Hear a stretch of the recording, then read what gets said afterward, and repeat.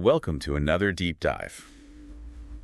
Tonight, we're going to unlock a truly terrifying story. The real-life case of Annabelle the doll. Ooh. We're not talking about the Hollywood version, though. We're going way deeper into the darkness, back to the chilling accounts from Ed and Lorraine Warren's files. Okay. Are you ready for some chills? Always. Because the question we're facing tonight is, could an innocent-looking Raggedy Ann doll actually become a vessel for pure evil? Absolutely. And that's what's so unsettling about this whole case. Yeah. It all started back in 1970 when a nursing student got this seemingly harmless Raggedy Ann doll as a birthday gift. But, this wasn't just any ordinary doll, Right. at least according to the Warrens.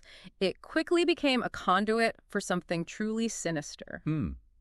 A Raggedy Ann doll. I mean, it doesn't exactly scream like demonic entity to me. Like, why wouldn't they just get rid of it? Well, it started subtly. The doll would change positions. 1 minute it'd be sitting on the bed, the next it'd be across the room. At first, you might just dismiss it, right? Yeah. A trick of the light. Or maybe you just didn't remember where you left it. Right. But then things escalated. The movements became more blatant, more impossible to ignore. Right. Imagine coming home and finding this doll perched on a chair, just staring at you with those blank button eyes, Yeah. knowing that you left it tucked away in a completely different room. Okay. Yeah. I'm getting goosebumps just picturing it. But just moving on its own, is that really enough to suggest, something demonic? I mean, I've heard of like poltergeists moving objects around. You're right. Moving objects could be a lot of things, a lot of different paranormal phenomena.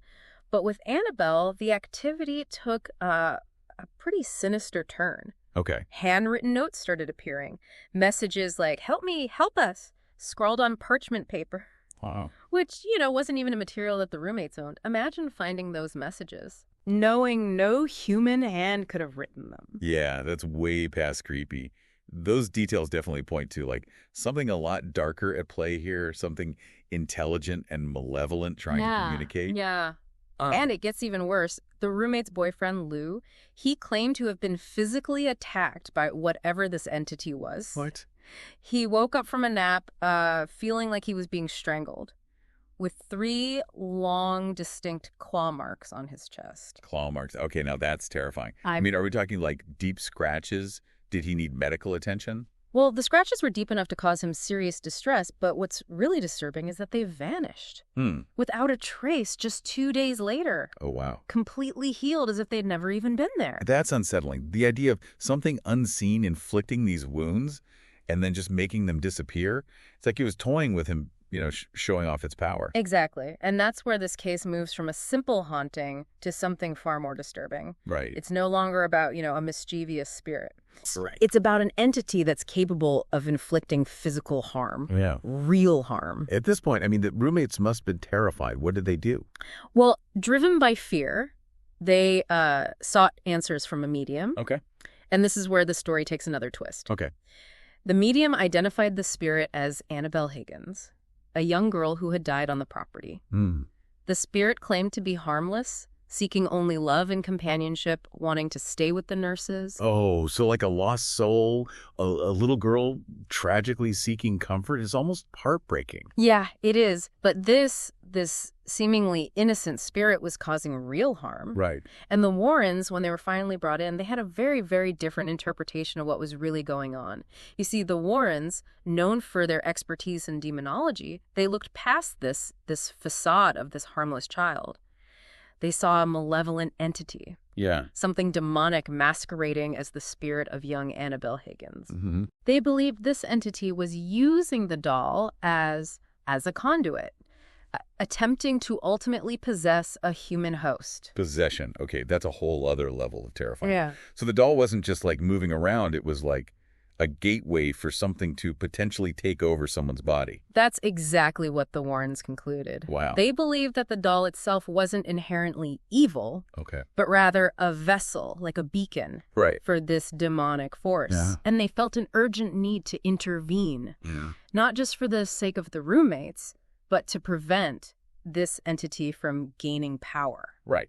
Further power. So what did they do? Did they like perform an exorcism on the doll? Well, while an exorcism was performed on the apartment to cleanse the space, Okay. the Warrens felt that the doll itself was just too dangerous to leave behind. Right. They believed it was crucial to contain the entity within Annabelle, Okay. to sever its connection to the physical world. So they took the doll. Just like that? Yes, they saw it as a necessary step to protect others from potential harm. The Warrens believed that they were taking on the responsibility of containing this evil, of keeping it from wreaking havoc elsewhere. Right. And this is where the story takes an even darker turn. Okay. The Warrens claim that their journey home with Annabelle was a harrowing experience. Really? Filled with unsettling events that defied explanation. So what happened? Did the doll, like, come to life in the car? Well, while it didn't necessarily come to life in a, Right. dramatic Hollywood sense, Right. the Warrens described a series of terrifying occurrences Okay. during their drive. They chose to take back roads, fearing that the doll might have power over vehicles. Okay. But even on the quiet roads, they experienced near accidents. Wow. Brake failures, the steering wheel locking up, as if some unseen force was trying to cause them to crash. That's chilling. I can't even imagine the fear they must felt knowing they had this potentially demonic doll in their back seat, seemingly trying to cause them harm. According to Lorraine Warren, she felt a palpable sense of dread emanating from the doll, Yeah. a darkness that filled the car. She claimed that Ed had to repeatedly sprinkle Annabelle with holy water throughout the journey, Wow. almost like a desperate attempt to keep the entity at bay. So even the Warrens, these like experienced demonologists, they were clearly shaken by this experience. Oh, yeah. They must realize they were dealing with something truly powerful. They were, and their troubles didn't end when they got home. Even locked away in Ed's study, Annabelle continued to exhibit disturbing behavior. Really? It was as if this entity was trying to break free from its confinement. So, like, what kind of behavior are we talking about? Was it still moving around? There were reports of the doll levitating, changing positions even when locked in a glass case. Visitors to the Warrens' home claimed to have witnessed the doll glaring at them with unnerving intensity, as if it was aware of their presence and harbored a deep resentment toward them. Oh, wow. I'm starting to understand why this case is so compelling. You know, it's not just about a haunted doll. Right. It's about the sheer malevolence of this entity, like its relentless attempts to break free and inflict harm. Yes.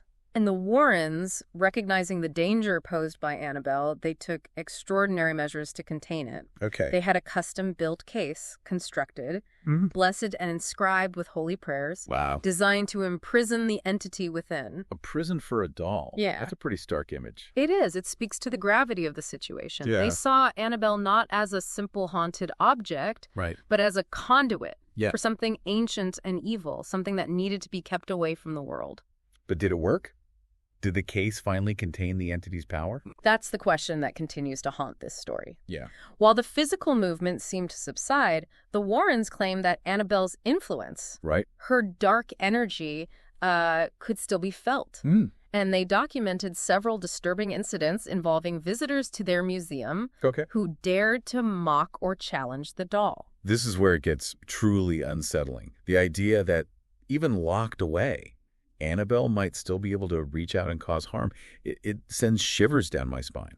It does. And it's a reminder that some things are best left undisturbed. Right. That sometimes even the most innocent-looking objects can harbor a darkness beyond our comprehension. Tell me about these incidents. What happened to the people who taunted the doll? We've all heard the saying, curiosity killed the cat, right? Well, in the Warrens Occult Museum, that curiosity might have had even graver consequences. There are multiple accounts of visitors who scoffed at Annabelle only to suffer misfortune afterward. One particularly disturbing incident involved a priest who visited the museum. Skeptical of the whole story, he reportedly tapped on the glass case. Oh, no. You never taunt something like that. Challenging Annabelle to prove her power. That's what happened. Later that day, on his drive home, the priest was involved in a horrific car accident. Oh, wow. His car was totaled, but incredibly he survived. He later told the Warrens that right before the crash, he saw an image of Annabelle in his rearview mirror. That's a chilling story. Yeah. It really makes you wonder if there's a connection or if it's just a horrifying coincidence. Right. Another incident involved a young couple who visited the museum. They were laughing and joking about the doll, even rapping on the glass of her case. Tragically, on their way home, the young man lost control of his motorcycle and died instantly. That's awful. And it just makes the whole story even more disturbing. It does. His girlfriend, who survived the crash, later told the Warrens that they'd been laughing about Annabelle just moments before the accident. These stories, whether you believe them or not, add another layer of darkness to the Annabelle legend. It's hard to hear those stories and not feel a sense of unease. Yeah. It suggests that even locked away, Annabelle's influence might extend, beyond the physical realm. Yeah. That maybe even talking about her, acknowledging her existence could be dangerous. Right. And that brings us to the Hollywood portrayal of Annabelle. Yeah. The Annabelle films, they've been hugely successful, introduced a whole new generation to this creepy doll. Right. But how much of the movie version actually aligns with the real story? Well, the movies definitely take creative liberties. Right. For one thing, the cinematic Annabelle, it's a porcelain doll, Right. not a Raggedy Ann. Yeah. And her on-screen antics are much more overt, with physical attacks and jump scares galore. So the real Annabelle is less about, outright horror movie mayhem and more about a subtle creeping dread. Exactly. The true horror of Annabelle, as described by the Warrens, lies in the psychological torment. It's the unsettling feeling of being watched. Right. The unexplained events. The growing sense that something malevolent is toying with you.